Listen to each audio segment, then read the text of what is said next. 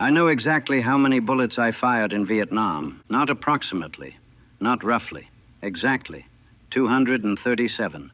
237 rounds through my M40 sniper rifle during my 13 months in country. Most guys don't count. Infantry guys, they go through hundreds of rounds in a single firefight, thousands over a tour. They couldn't tell you how many bullets they fired if their lives depended on it. But snipers count. We count everything. Windage, elevation, distance, humidity, temperature, heart rate, breathing, and bullets, especially bullets. Because unlike infantry, every bullet we fire has a name on it. Every shot has a purpose. Every squeeze of the trigger is personal, deliberate, intimate. I fired 237 bullets in Vietnam. I know where every single one went, what every single one did, and I remember every single one. My name is Sergeant Marcus Webb. I was a Marine Corps sniper with 3rd Marine Division deployed to I Corps, Northern South Vietnam, 1967 to 1968. 13 months of lying in the dirt, looking through a scope and making decisions that would follow me for the rest of my life. I'm 24 years old now. Been back in the world for almost a year. Live in Seattle. Work in a warehouse. Don't talk to people much. Don't like crowds. Prefer being alone where it's quiet and I can think. Where I can count. I still count things, can't help it. Count my steps when I walk. Count cars on the highway. Count items on shelves at the grocery store. Count, count, count. It's what snipers do. It's what I do. But mostly I count those 237 bullets. Count them in my head. Go through them one by one. Remember each shot, each target, each moment when I made the decision to take a life from 800 yards away. 237 bullets. Not all of them killed. Some missed. 17 missed, to be exact. 8 wounded, but didn't kill. That leaves 212. 212 confirmed kills. 212 human beings who died because I looked through a scope and decided they needed to die and squeezed a trigger. 212 people I killed from far enough away that I never heard them scream. Never heard them call for their mothers. Never heard them die. Just saw it. Watched it happen through magnified optics. Watched them fall. Watched them stop moving. Watched them become bodies. And then moved on to the next target, and that's what we called them. Targets, not people, not soldiers, not men. Targets made it easier, made it clinical, made it something you could do 212 times and still function, or so I thought. They trained me at Camp Pendleton, 8 weeks of sniper school. Best 8 weeks of my life, I thought. Finally found something I was good at. I'd always been good with rifles. Growing up in Montana, I'd been hunting since I was 8. Deer, elk, antelope, I could shoot. Had a natural feel for it. Understood windage and drop and all the factors that turn shooting into an art form. The Marine Corps saw that. Sent me to sniper school after my first 4 months in Vietnam. Regular infantry, standard grunt work. Then they pulled me out, sent me back for training, and turned me into something different, something precise, something deadly, something that killed with mathematics and patience. They taught us everything: ballistics, camouflage, stalking, range estimation, reading wind, reading light, reading terrain. They taught us how to become invisible, how to lie still for hours, how to control our breathing, our heartbeat, our very existence. And they taught us to count. Every bullet matters, Sergeant Kowalski said. He was our instructor, legendary sniper, 3 tours, over 300 confirmed kills. He was a ghost, a machine. He didn't miss. You're not infantry, he said. Infantry suppresses, infantry sprays. Infantry hopes they hit something. You don't hope, you know, you calculate, you aim, you fire. 1 shot, 1 kill. That's the motto. That's the standard. 1 shot, 1 kill. Seemed simple, seemed clean. It wasn't. Count every bullet, Kowalski said. Keep a record. Know exactly what you've done, because when you come home, when you're lying in bed at night, you'll count them anyway. Might as well know the real number. He was right. He was so goddamn right. We practiced on targets, paper targets, steel targets, targets that didn't bleed or scream or have families. We got good. Real good. At 1,000 yards, I could hit a man-sized target 9 times out of 10. At 800 yards, I never missed. Never missed a target. People were different. People moved. People were unpredictable. People had survival instincts. People didn't want to die. But the fundamentals were the same. Range, wind, drop, breathing, squeeze. My first kill was from 600 yards. VC soldier, carrying an AK-47, walking along a trail, just walking. Probably thinking about home, about his family, about what he'd eat for dinner. I put the crosshairs on his chest. Adjusted for wind, 5 knots from the right. Adjusted for distance, 620 meters. Breathed, exhaled halfway, held it, squeezed. The rifle kicked. The bullet flew. 2 seconds later, through the scope, I saw him drop. 1 bullet, 1 kill. I wrote it down. First entry in my notebook. Date, time, distance, conditions, result. My spotter, Corporal Davis, confirmed it. Good shot. He's down. Not moving. Good shot. Like I'd hit a bullseye at a carnival. Like I'd won a prize. I'd just killed a man, taken a life, ended someone's existence. And all Davis could say was, good shot. That was bullet number 1. 236 to go. Sniping isn't what people think. It's not exciting. It's not action-packed. It's not dramatic. It's waiting. Hours and hours of waiting. Days sometimes. Lying in the dirt, barely breathing. Watching. Waiting for the shot. You find a position. Dig in. Camouflage yourself. Become part of the landscape. Then you watch. Through the scope. Through binoculars. Just watch and wait. Wait for a target to appear. Wait for the right moment. Wait for the wind to settle. Wait for your heart rate to drop. Wait for everything to align. And then you shoot. 1 bullet, then back to waiting. It's methodical, systematic, more like accounting than combat. You're not fighting. You're executing. Carrying out a function. Target appears, calculate variables, fire, confirm kill, record, move on. I got good at it, really good. By month 3, I rarely missed. By month 6, I was one of the best in the battalion. By month 9, they were sending me on special assignments. High-value targets, officers, observers, machine gunners, anyone they needed dead from far away. I'd go out with Davis, just the 2 of us, into the jungle, into the hills. We'd set up, wait, take the shot, and disappear. Ghosts. That's what they called us. Ghost killers. Death from nowhere. The VC feared snipers. We knew that. Knew they'd find our hides sometimes after we left. Find where we'd been. See the empty shell casings. See the firing position. And know that death had been watching them. Psychological warfare. That's what command called it. Every sniper kill wasn't just one enemy dead. It was a message. It was fear. It was the knowledge that you could die at any moment from a bullet you never heard coming. I remember number 57, VC officer. We'd been tracking him for 3 days. Intelligence said he was important, planning officer, coordinating attacks. He needed to die. We set up on a hillside overlooking his camp, 1,000 meters, long shot, at the edge of effective range. But the conditions were perfect. No wind, good light, clear line of sight. He came out of his hooch around 900, walked to the latrine. I could see him clearly through the scope.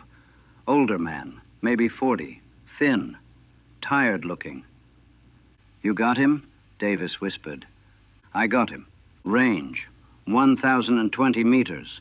Wind, negligible. Temperature, hot. Humidity, high. All factors calculated. Adjusted. I put the crosshairs on his chest, breathed, held it, squeezed. The bullet took 3 seconds to get there. 3 seconds where I watched him through the scope, watched him just standing there, probably enjoying the morning air, not knowing he had 3 seconds to live. Then the bullet hit, center mass. He dropped like his bones had disappeared. Davis confirmed, "That's a kill. Good shot." Good shot. Another good shot. Another number in the notebook. Number 57. 57 human beings I'd killed. 57 people who woke up that morning not knowing it was their last day. 57 families that would lose sons or fathers or husbands.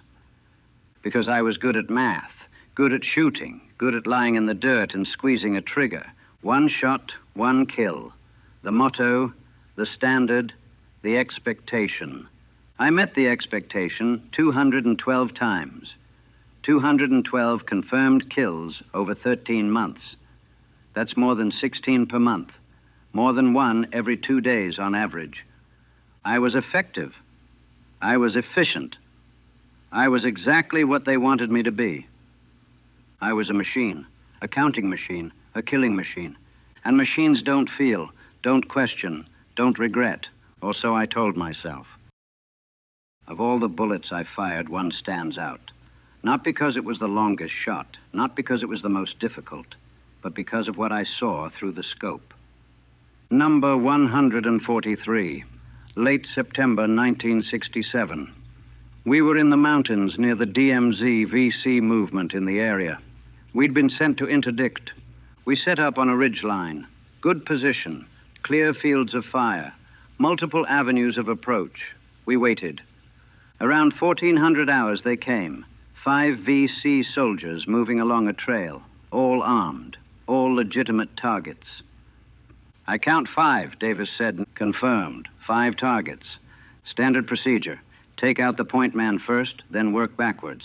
Disrupts the formation, creates confusion. I lined up on the lead soldier, young, maybe 20, carrying an AK rifle slung across his back. He was smiling, talking to the guy behind him, laughing about something. Through the scope, I could see his face clearly, really see it. Not just a target, a person, a human being with expressions and emotions and a life. He looked happy.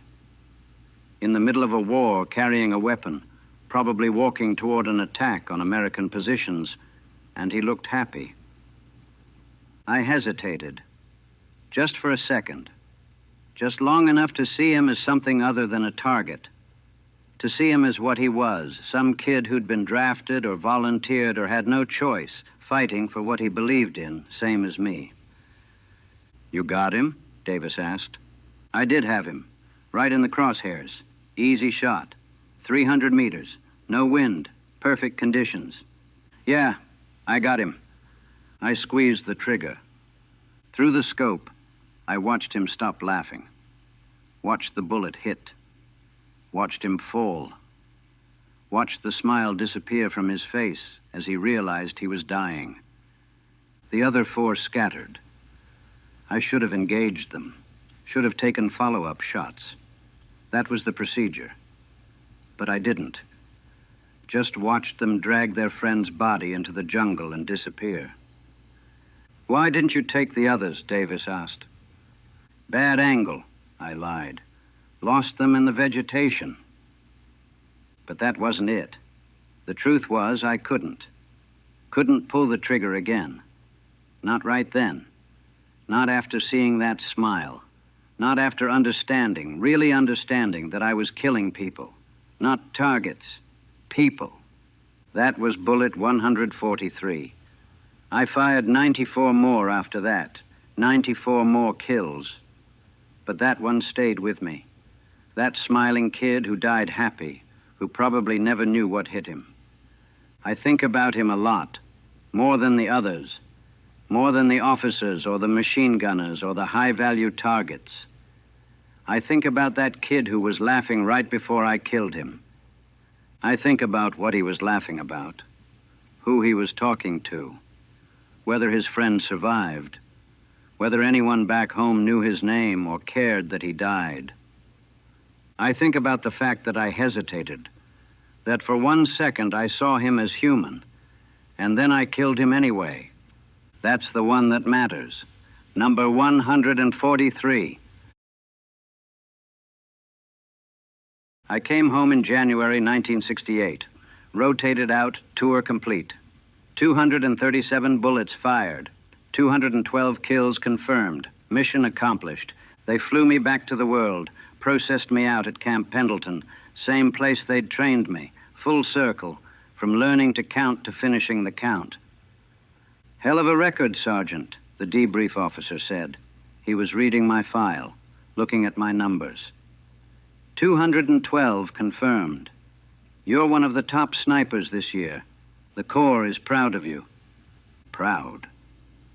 They were proud of me, proud of my body count, proud of my efficiency, proud of my kill ratio. I nodded, said thank you, said it was an honor to serve, said all the things you're supposed to say. But inside I was counting. 212. 212 human beings. 212 people who had names and families and lives and futures. All gone because I was good at math and shooting. They gave me my discharge papers, shook my hand, told me good luck, sent me home. Home.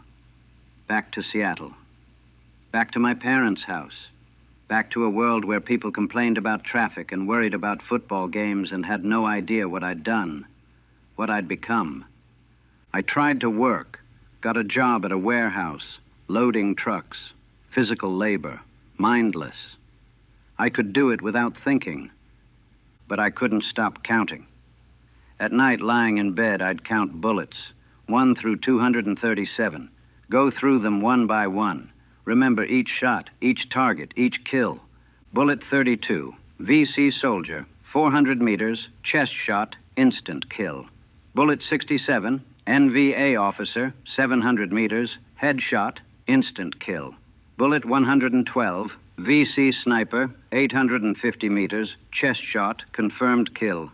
On and on. All night, every night, counting, always counting. My parents asked if I was okay. I said I was fine. Said I just needed time to adjust. Said it was normal, but it wasn't normal. Normal people don't lie awake counting the number of people they've killed. Normal people don't remember every single life they've taken. Normal people don't carry 212 ghosts with them everywhere they go. I tried not counting, tried to forget, tried to move on. Couldn't. The numbers were there, permanent, carved into my brain. Part of me now, 237 bullets, 212 kills. Sometimes I wish I didn't count. Wish I was like the infantry guys who fired thousands of rounds and couldn't tell you how many people they killed, who could hide behind uncertainty, behind probability, behind the chaos of combat. But I can't hide. Every kill was deliberate, every shot was calculated, every death was my choice, my decision, my responsibility. I know exactly what I did. I counted it, recorded it, owned it, and now I'm stuck with it, forever. 212 confirmed kills, 212 reasons I can't sleep, 212 names I never learned but will never forget. They're recording this interview in 1969, year and a half since I came home, year and a half of counting, year and a half of carrying 212 deaths on my shoulders. The interviewer keeps asking me about the work, about the technical aspects, about what makes a good sniper, about the training, the equipment, the tactics. And I answer. Tell him about the M40, about the Redfield scope, about the .308 Winchester round, about range estimation and windage and all the technical details that make sniping possible. But that's not what he really wants to know. That's not what anyone wants to know. They want to know what it's like, what it feels like to kill someone from far away, to watch them die through a scope, to do it 212 times and still function. How do I answer that? How do I explain that it felt like nothing? That in the moment, it was just work, just a job, just calculations and breathing and trigger squeeze? How do I explain that it's afterwards that kills you? When you're home, when you're safe, when you have time to think about what you did, that's when it becomes real. That's when they stop being targets and become people. 212 people. Did they have families, kids? Were they good men, bad men? Did it matter? They were enemies. They were targets. They needed to die so my brothers could live. That's what I tell myself. That's the justification. Every person I killed was one less person shooting at Marines, one less person planting mines, one less person trying to kill us. I saved lives by taking lives. That's the logic. That's the math. My 212 for how many Marine lives saved? 10, 20, 100? But I don't know if that's true. Don't know if my kills actually saved anyone. Don't know if that VC officer I shot at 1,000 meters was really planning an attack or just trying to survive, same as everyone else. Don't know if any of it mattered.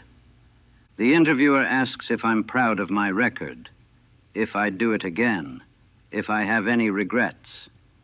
I think about bullet 143, about the smiling kid, about the moment of hesitation, about killing him anyway. No regrets, I say. I did my job. Did it well, that's all. But that's a lie. I have regrets. I regret counting. I regret remembering. I regret knowing exactly how many lives I took. I regret that I can't forget, that I can't hide behind uncertainty, that I have to carry the precise weight of exactly 212 deaths. Most soldiers don't know their numbers. Don't know exactly how many people they killed. Can estimate, can guess, but don't know. I know. I counted. Every single one. And now I can't stop counting. Can't stop going through the list. Can't stop remembering. 237 bullets fired. 17 missed. 8 wounded. 212 killed. Those numbers define me now. They're who I am. Not Sergeant Marcus Webb. Not the kid from Montana who liked hunting and shooting. Not the Marine who wanted to serve his country. I'm 212. That's my identity. That's my legacy. That's what I brought home from Vietnam. The interviewer thanks me for my time, for my service, calls me a hero, says America is grateful. But I'm not a hero. Heroes save lives. I took them. 212 of them. With precision, with skill, with mathematics and patience and cold, calculated efficiency. I was good at killing. That's what the numbers prove. I was very, very good at killing. And now I have to live with being good at that. Have to live with the counting.